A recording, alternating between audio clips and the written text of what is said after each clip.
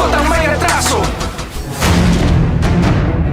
Sinuntok ng isang lalaki ang sarili niyang kapatid, bumulagta ang babae sa saging at hindi na tinulungan pa ng lalaki.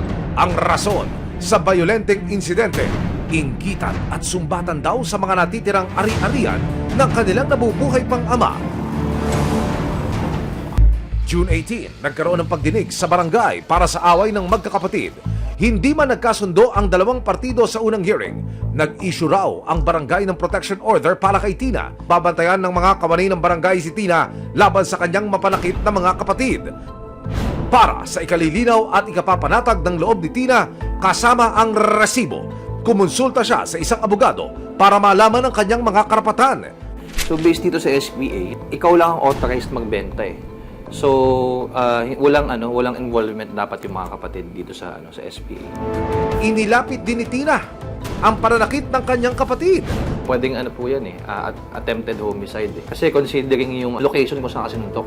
Ayon kay Tina, desidido siyang magsampa ng kaso. Handa akong kasuhan, kailangan magbayad sila sa ginawa nila sa akin. Yung pagsuntok na nawalan ako ng malay, paano kung hindi na ako nagising?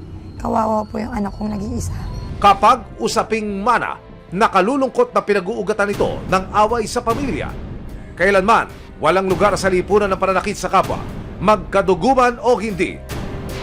Mahal ko sila eh. Kaso, hindi nila ako mahal. Nariyan ang batas para masiguro ang karapatan ng bawat isa at mapanatili ang kapayapaan. Walang lusot ang may atraso.